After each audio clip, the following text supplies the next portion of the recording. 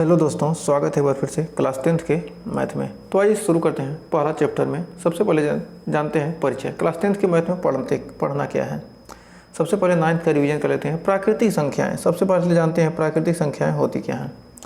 तो प्राकृतिक संख्याएं जो भी गिनती वाली संख्याएं होती हैं उन्हीं को क्या कहते हैं, प्राकृतिक संख्याएँ, जिसको हम क्या कर सकते हैं, गिन सकते हैं। क्या है, प्राकृतिक संख्याएँ हैं।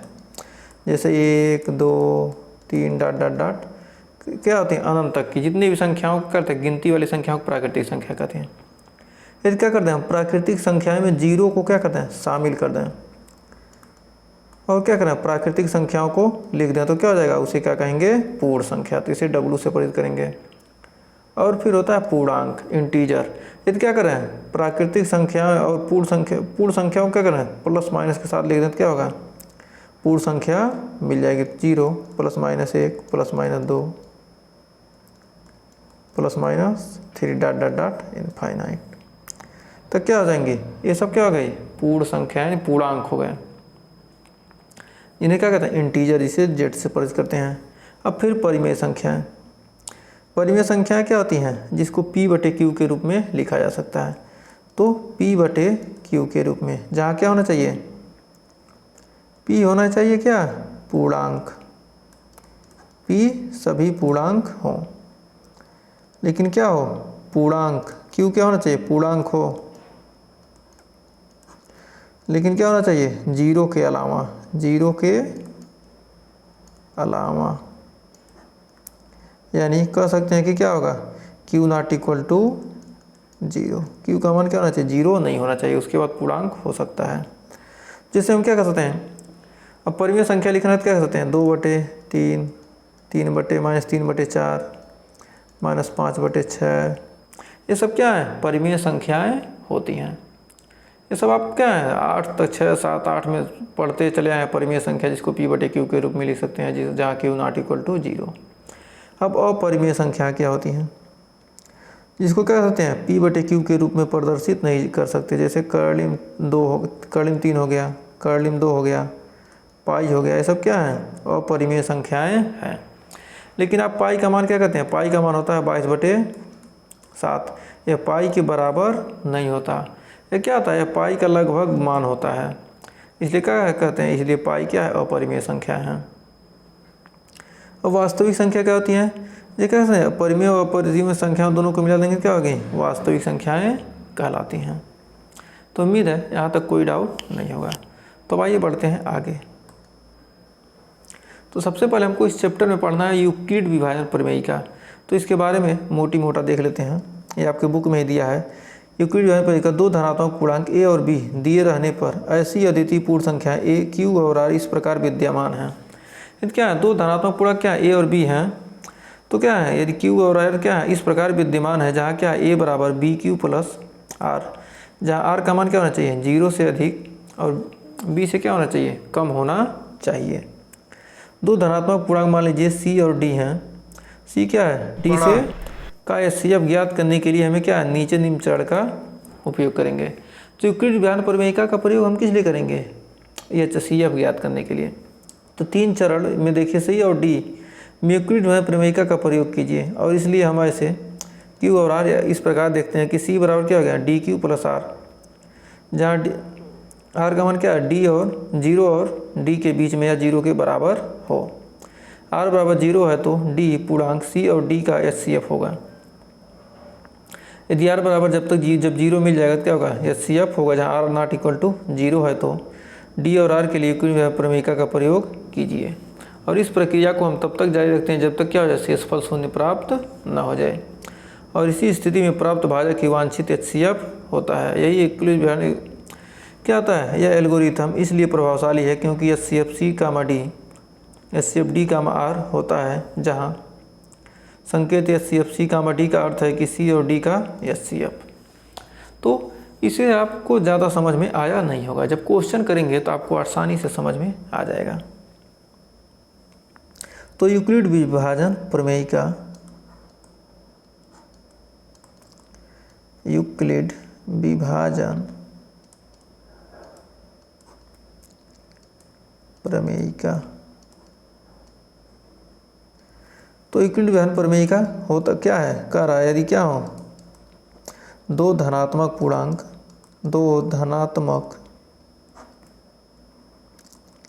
पूर्णांक ए एवं बी दिए रहने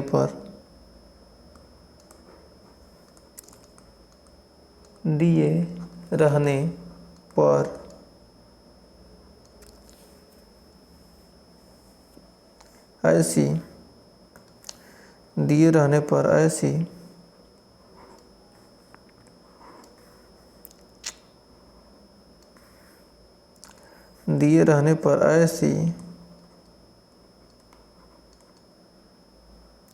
अद्वितीय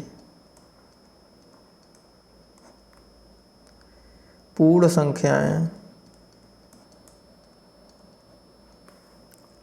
Q तथा R इस प्रकार विद्यमान है कि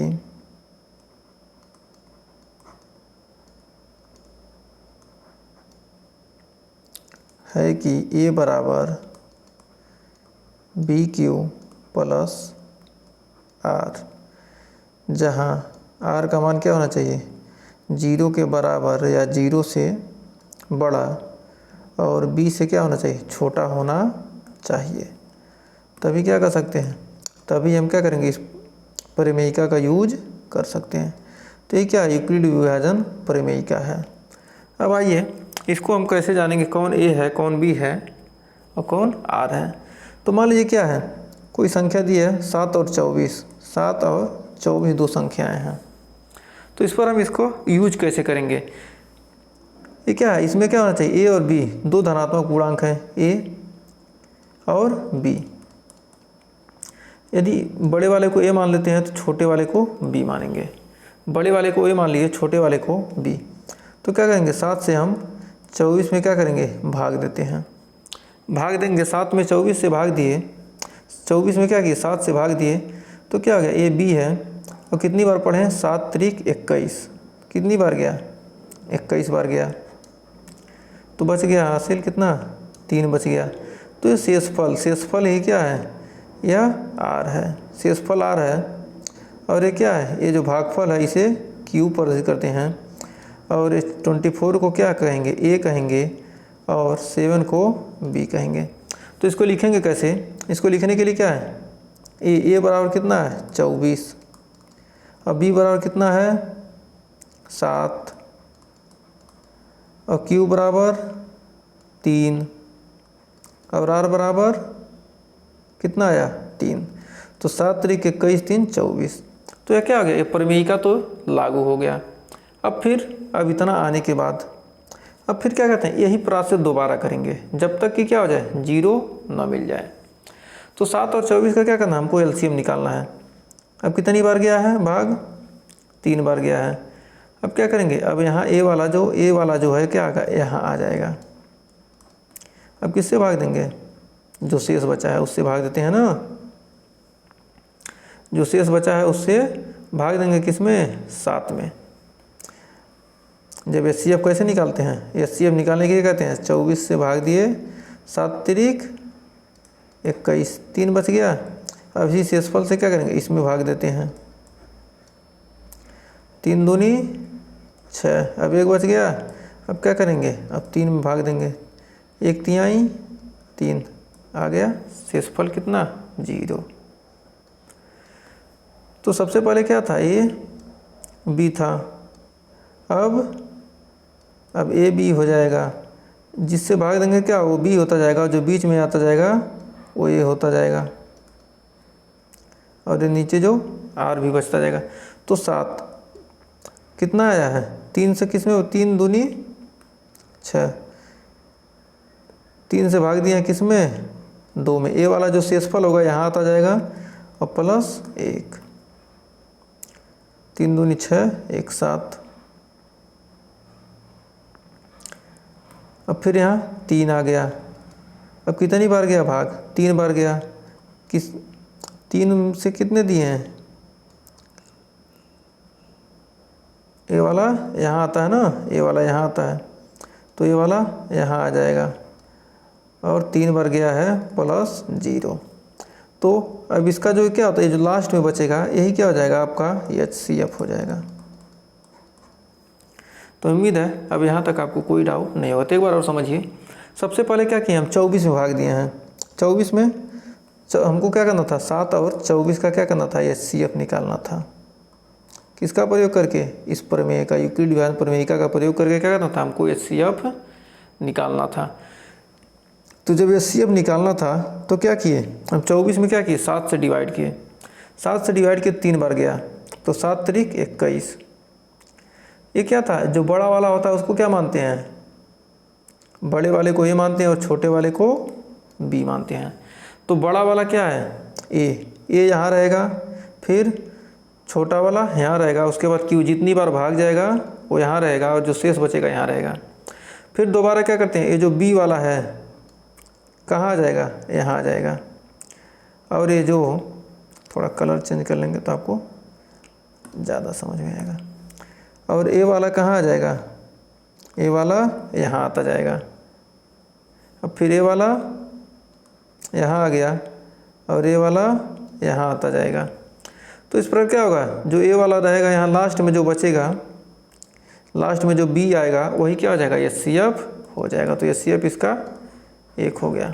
तो उम्मीद है यूक्लिड विभाजन प्रमेयिका में आपको कोई डाउट नहीं होगा। तो आप HCF निकालना आसानी से सीख गए होंगे।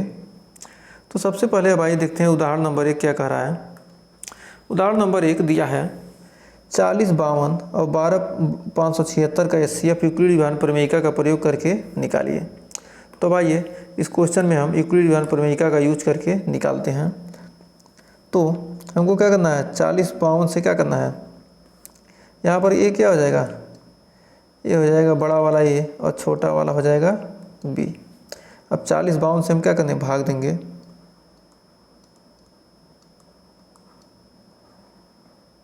चालीस 52 से कितने में, 12 576 में। तो कितनी बार जाएगा, 3 बार जाएगा। तो 3 दूनी 6, 3 5 15, 3 चौक 12, 121। तो कितना बचा, यहाँ पर बच गया 6 में 6 गया 0, यहाँ 7 में 2 गया 2 और 5 4, 420 बच गया। अब 40 52 में 420 से भाग देंगे, कितनी बार जाएगा, 9 बार जाएगा। 4 9 36, 9 0 0 9 दूनी 18 का 8, 4 9 36 1 37। तो कितना बचा, 2 में से यहाँ कितना बचा 2, यहाँ 40 52 था, हाँ 420 से भाग देंगे कितना बचेगा 2, और 15 में 7 गया 8, 14, हाँ 8 7 15 7, और यहाँ बच गया 2। 372 में किससे, 420 में 372 से भाग देंगे एक बार में, तो यहाँ बचेगा 148। अब 148 से भाग देंगे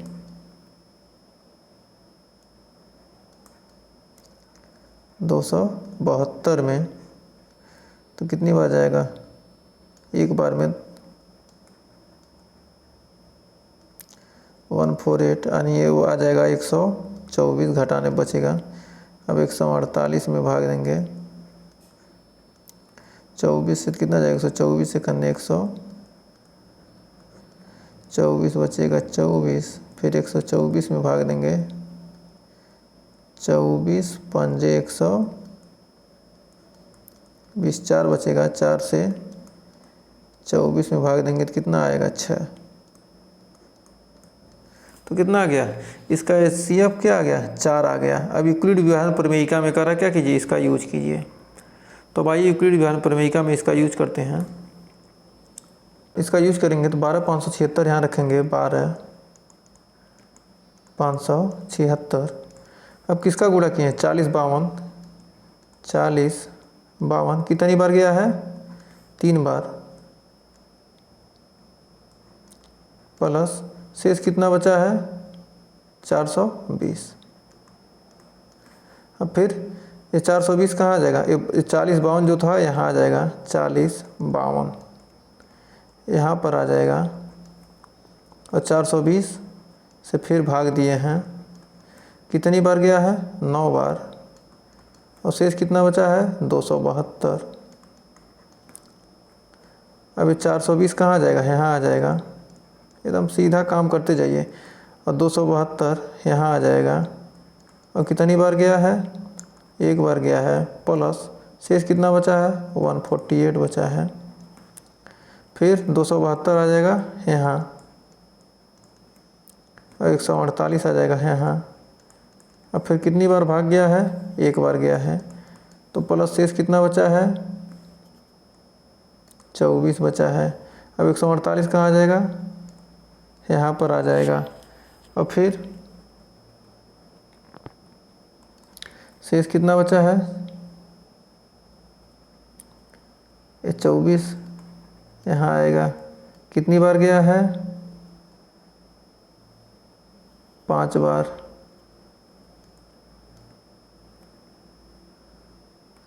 24 पंजे 120, 24 छक्का 124 होगा ना। 148, 24 172 में कितना दिया था, 24 बचा था। और 148 में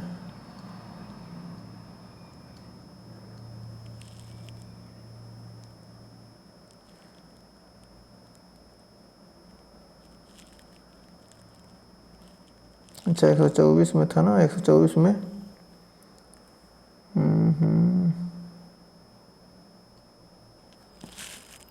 148 से भाग देते कितना बचा था, 124 बचा था।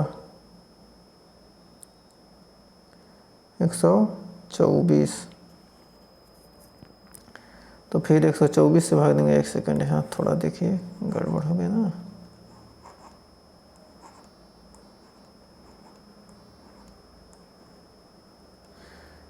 एक 172 में भाग देंगे तो 124 बचेगा ना।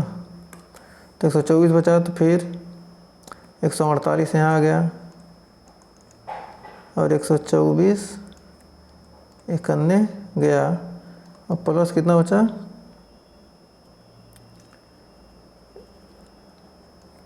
24 बच गया। अब 24 से भाग देंगे। अब यहाँ आ गया 124, और 24 कितनी बार गया, 5 बार गया। तो प्लस कितना बचा, 4 बचा। अब ये 24 के यहाँ आ जाएगा, 24 यहाँ आ जाएगा, और 4 यहाँ आ जाएगा। 6 बार गया और शेष बच गया 0। तो लास्ट में जो बी वाला बचता है वही क्या होता है, HCF हो जाता है। तो लास्ट में हमारा बी वाला कौन सा बचा, लास्ट में हमारा बी क्या बचा, यही बचा ना। तो तब क्या हो जाएगा, HCF हो जाएगा 4। यही आपका आंसर है। तो हमें उम्मीद है इस क्वेश्चन में अब आपको कोई डाउट नहीं होगा। तो आज के लिए बस इतना ही। इसके आगे हम क्वेश्चन बहुत ही शानदार एग्जाम्पल करेंगे। तो अगर वीडियो पसंद आई हो तो वीडियो को लाइक शेयर कीजिएगा, और चैनल पर पहली वीडियो किए हैं चैनल को सब्सक्राइब जरूर कीजिएगा। मिलेंगे नेक्स्ट वीडियो में, तब तक के लिए टेक केयर।